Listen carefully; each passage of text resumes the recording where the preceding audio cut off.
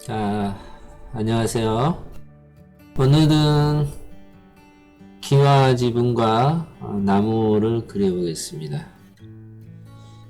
기와 지붕은 우리가 일상에서 볼 수 있는 그런 기와집이고요. 약간 모양이 좀 단조롭지 않는 기와집이라서 모양에 조금 신경을 쓰면서 그리면은 어렵지 않게 그릴 수 있을 거예요.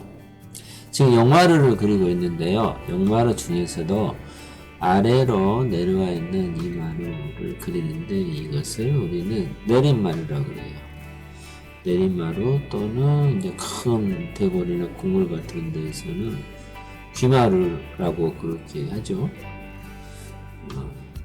내림마루, 귀마루 이렇게 알아주시면 되겠습니다. 지금 이 집은 이제 엄밀히 따지면은 약간 기역자로 된 그런 지붕이에요. 지금 왼쪽에서 보면, 그러니까 앞쪽에서 보면은 이렇게 기역자로 꺾여 있는 지붕인데, 지금은 이렇게 꺾인 지붕, 그곳에 내림마루를 그리고 있는 그런 장면입니다. 자, 전체적인 기와 지붕이 다 만들어졌으며, 지붕의 처마를 이렇게 아래쪽으로 그려줍니다. 지붕이 이제 다 만들어졌죠. 그리고 앞쪽으로 나와 있는 담장을 그려줄 건데요. 이 담장은 벽돌로 되어 있는 담장이에요. 그래서 벽돌이 조금 보이기도 하고 안 보이기도 하고 이렇게 담쟁이 넝쿨이 조금 있어서 벽돌을 가리고 있는 그런 형태인데, 옆부분은 아무래도 이 벽돌이 조금씩 보이겠죠. 그래서 벽돌을 하나하나 이렇게 그려주면 훨씬 더 재밌는 그림이 나올 수 있겠죠. 천천히 그립니다. 이런 것들은 내가 벽돌로 하나하나 담을 쌓듯이 하나하나 그려주는 게 중요해요. 이거를 빨리 그린다고 하면서 펜선을 조금 정리 안 되게 해버리면은 담장이 튼튼하지 않게 그려져요. 담장이 튼튼하지 않으면 불안하겠죠. 바람이 조금 불거나 비가 오면은 넘어질 것도 같고. 그래서 항상 그림을 그릴 때는 튼튼하게 그릴 때는 확실히 튼튼하게 해주고, 이렇게 나뭇가지나 풀잎 이렇게 바람에 살랑살랑 날릴 수 있는 것들은 그 느낌 나게 살랑살랑 펜선도 그려주고 그렇게 그려주도록 하세요. 자, 지금은 벽 옆에 붙어있는 굴뚝이에요. 요즘에는 저런 굴뚝 찾아보기가 좀 힘들지만은 어쨌든 지금 이곳은 달동네에 있는 그런 옛날 집이니까 굴뚝도 있어요. 굴뚝은 벽 아래에서, 아래는 벽에 붙어 있고 위는 지붕 처마에 붙어 있어요. 벽보다 처마가 조금 나와 있으니까 굴뚝이 수직으로 되어 있지 않고 약간 기울어지게 그려주면 되겠죠. 지금은 이제 옆집 담장을 그려요. 옆집 담장을 그릴 때에도 소실점이나 기울기는 모두 같게 그려집니다. 지금 처마 라인하고 옆집의 옥상 라인하고 일직선으로 하나가 소지점으로 모인다는 것을 알 수 있겠죠. 그리고 이런 곳은 이제 전봇대 같은 게 있어요. 이런 달동네 같은 데는 전봇대에서 처마로 집으로 들어오는 전선이 이렇게 쭉쭉 늘어져 있거든요. 그런 전선을 잘 이렇게 표현을 해주면은 아주 그림이 멋있는 그림이 돼요. 그러니까 실제로 이런 집에서 우리가 산다고 생각하면은 조금 힘들 수도 있겠죠. 근데 이런 집들을 그림으로 그려놓으면 그것은 또 그림으로서의 어떤 맛이 있어요.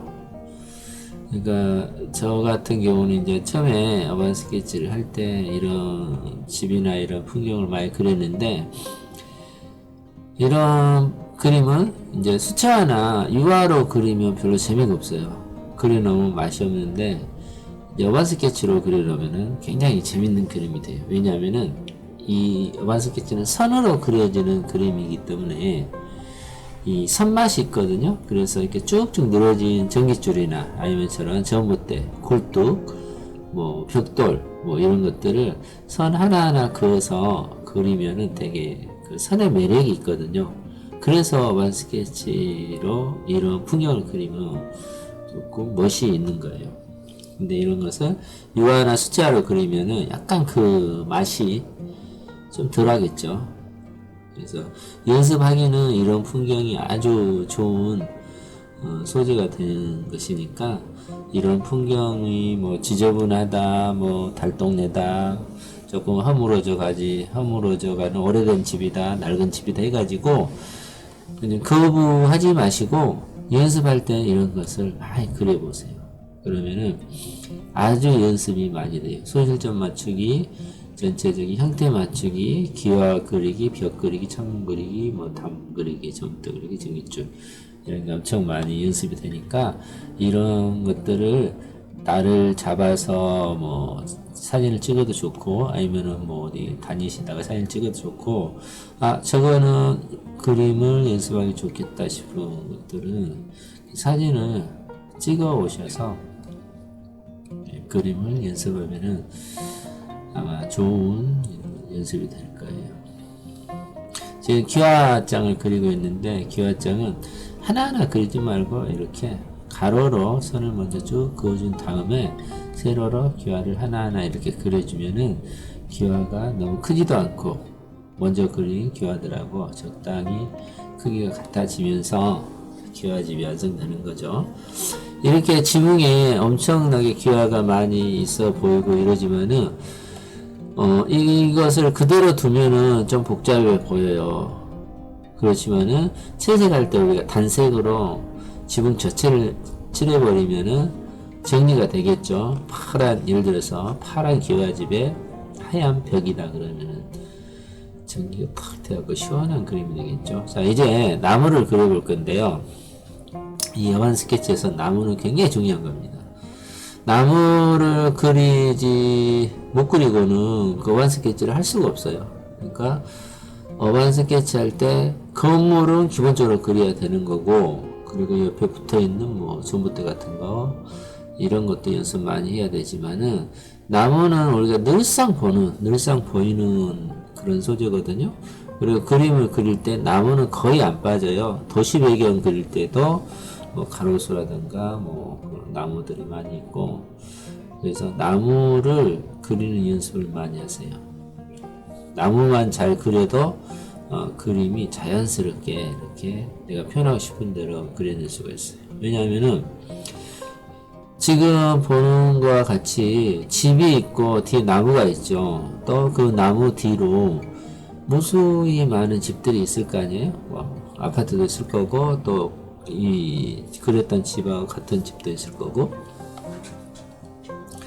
근데 그런 집들을 지금 잘 안 보이잖아요. 나무에 가려서 안 보이고 또 그런 것을 보인다 해도 조그만 것들을 하나하나 다 그리려고 하면은 엄청 힘이 들겠죠. 시간도 많이 걸리고 그렇지만 그런 것들을 있긴 있는데 안 보이게 가려주는 게 이 나무예요. 그래서 그 너무 복잡한 것이 있다 이럴 때는 나무를 이렇게 그려서 뒤에 배경을 가려버리세요. 그러면은 나무도 예쁘게 보이고 구도도 예쁘게 보이고 또 그림이 정리가 되고 단순화되는 거죠.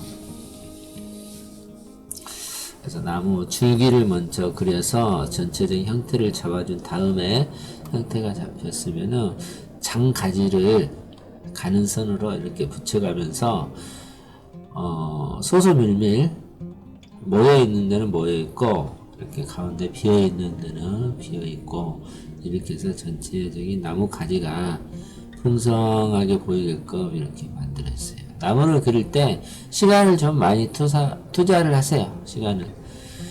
나무는 시간을 투자한 만큼 나무가 예뻐 보이거든요. 그러니까 나무 그릴 때는 너무 빨리 하려고 하지 말고 차분하게 마음 먹고 시간을 가지고 좀 오랫동안 그린다 하는 마음으로 가지를 해주면은 아마 그림이 굉장히 밀도 있는 그림이 될 거예요. 그리고 어느 정도 펜선이 이렇게 들어가야만이 그림이 잘 그려 보여요. 그리고 또 이렇게 쳐다봐도 질리지 않고, 그래서 뭐 지붕이나 이런 데는 기와장이 이렇게 어느 정도 이렇게 개수가 정해져 있으니까 그 선밖에 못 넣지만은, 나무 같은 경우는 가지가 무수히 많으니까 무수히 많은 선을 이렇게 넣을 수가 있겠죠. 그리면은 어느 정도의 선은 이렇게 들어가야만이 그림이 예쁘게 보여요. 자, 그렇게 좀 정성을 들여서 해주시고요. 마지막으로 저 멀리 보이는 아파트, 제 아파트거든요. 아파트는 외곽만 이렇게 선을 잡아주도록 할게요. 그리고 하늘은 뿌옇게 뿌연빛의 하늘을 그리고, 아파트는 저 멀리 아스라이 보이는 그런 느낌으로 처리를 해줄게요. 자, 이렇게 스케치를 마치고 다음 채색 영상에서 다시 뵙겠습니다.